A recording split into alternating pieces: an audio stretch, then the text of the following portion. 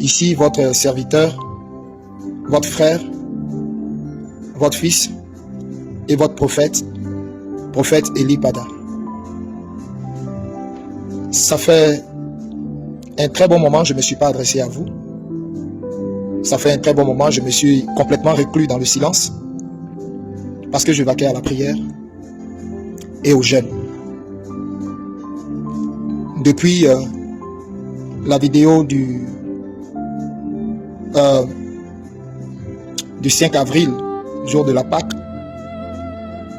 où le Seigneur m'avait dit de dire à son peuple de déclarer Ephata. Aussitôt, les jours qui ont suivi, le Seigneur m'a rappelé dans sa présence et je suis parti.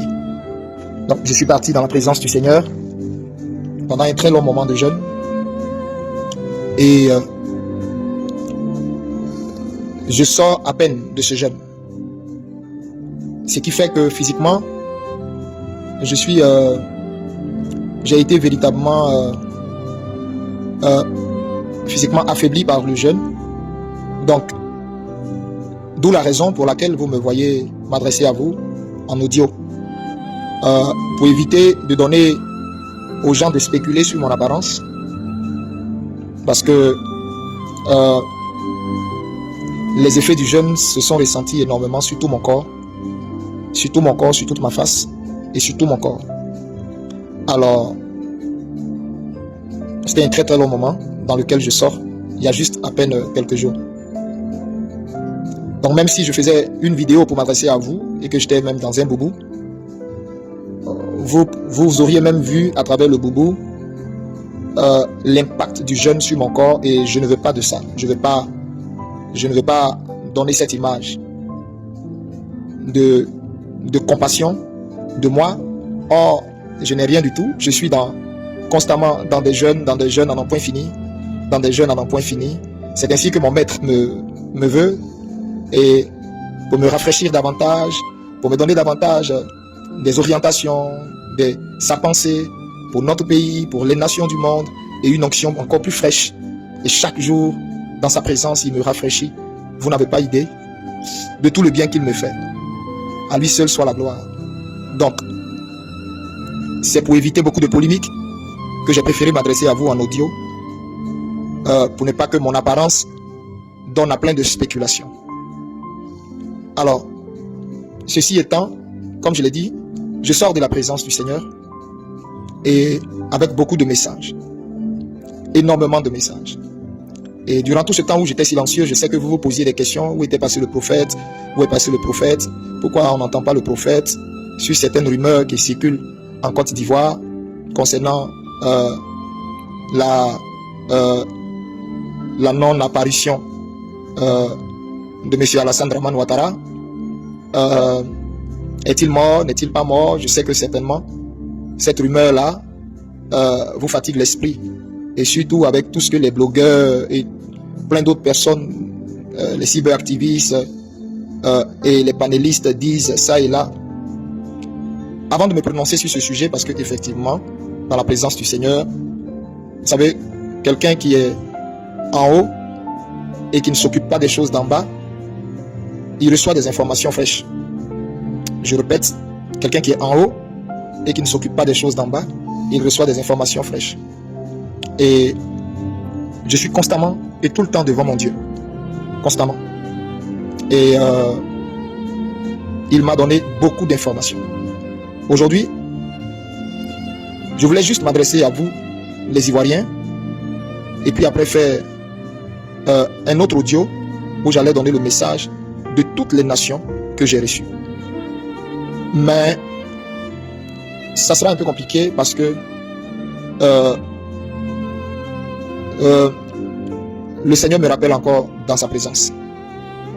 Donc, il ne me laisse vraiment pas de répit. Il me rappelle encore dans sa présence. Je suis sorti, ça fait pas encore une semaine, pas du tout. Et il me rappelle aussitôt dans sa présence. Pour un très très très long moment, beaucoup plus long même d'ailleurs que celui duquel je sors. Alors, donc ce qui va faire que si je fais qu'un seul audio concernant le cas de la Côte d'Ivoire, après, ça sera un peu compliqué de faire un autre audio pour les nations. Donc, je vais être obligé de combiner les audios. Du moins, je vais être obligé de combiner tout ce que je vais dire ensemble en un seul audio.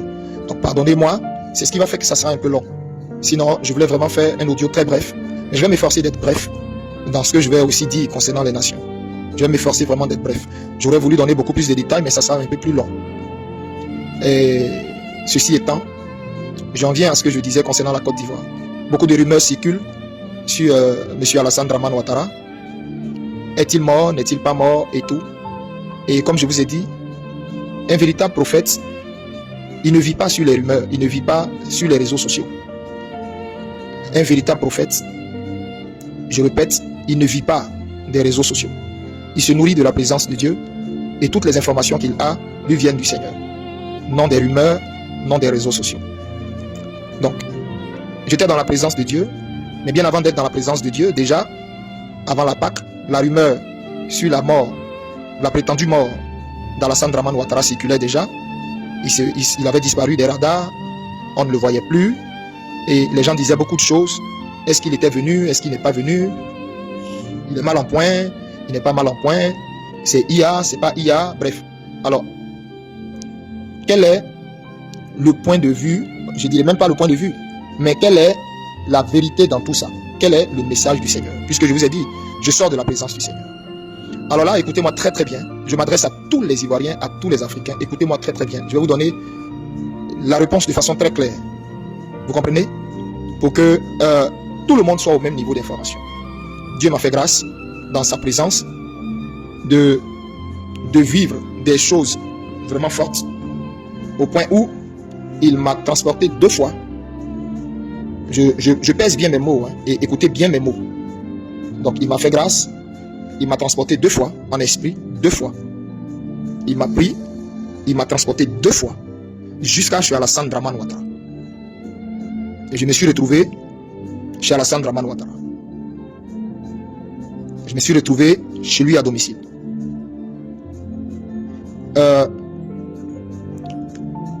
Chez lui à domicile,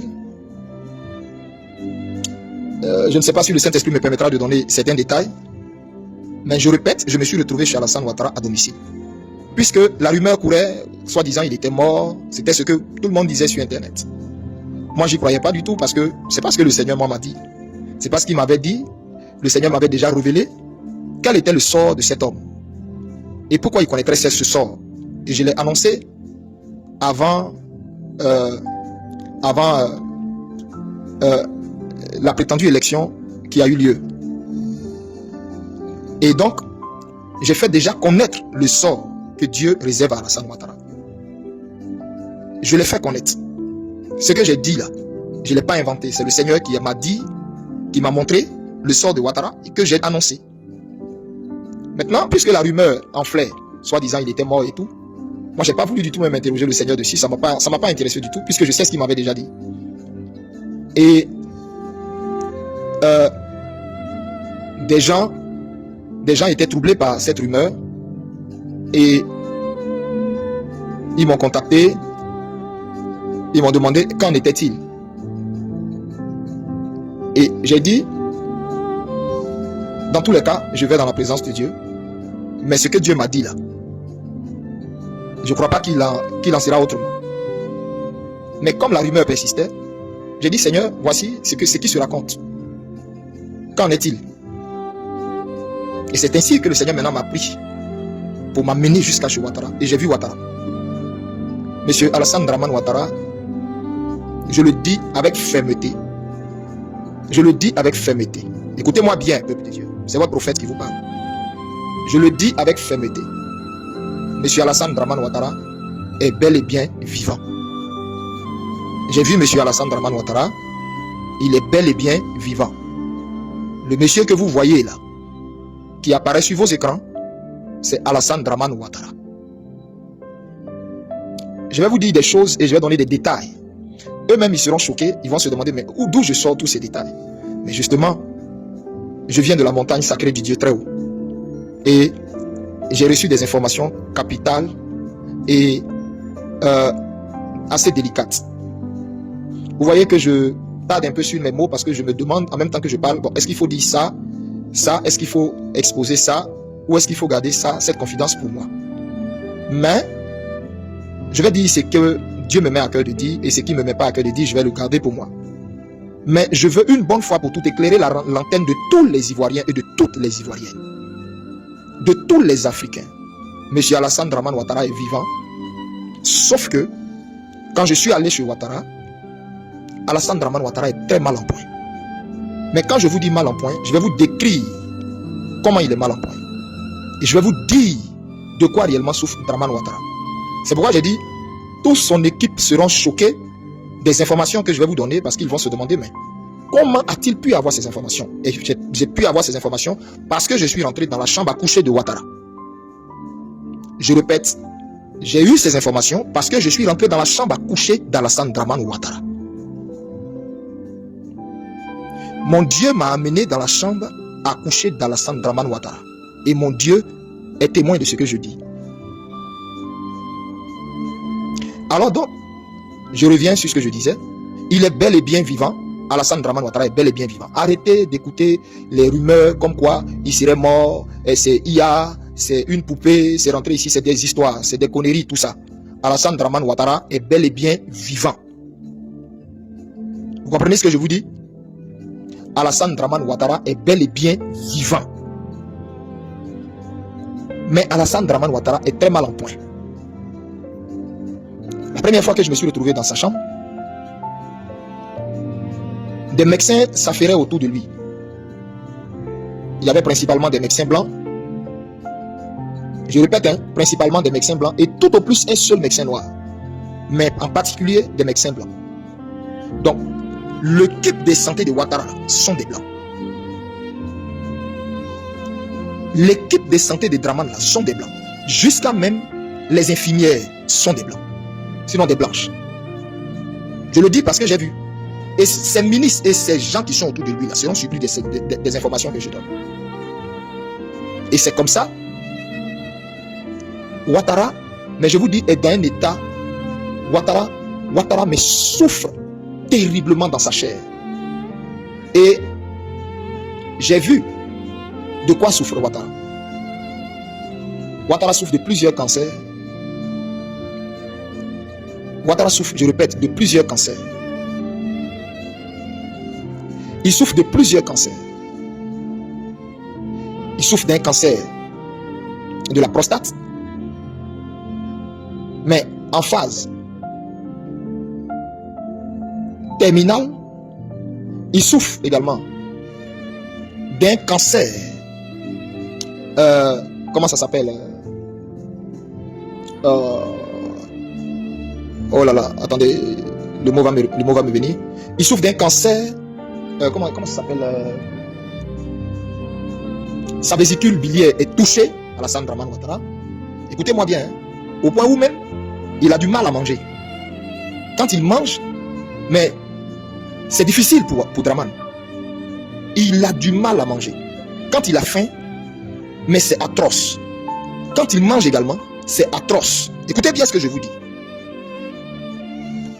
Au-delà de ça, Ouattara a une sciatique à un degré pas possible. Écoutez bien ce que je suis en train de vous dire.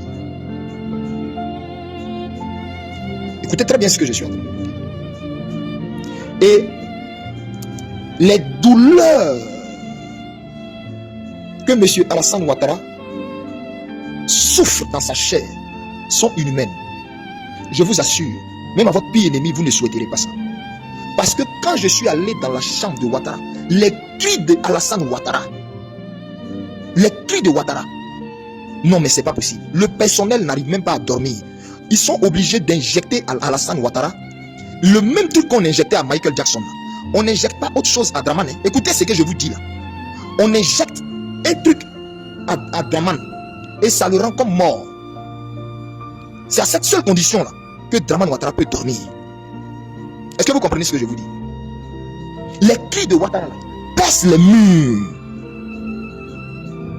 Et non seulement il souffre dans sa chair de toutes ces différentes maladies, mais au-delà de ces maladies, Alassane Dramane Ouattara est torturé par des démons, des esprits. En fait, c'est même pas des démons. Il est torturé par des esprits que j'ai vus. Les esprits qui voient qu'il le torture, je les ai vus. Mais ils sont horribles.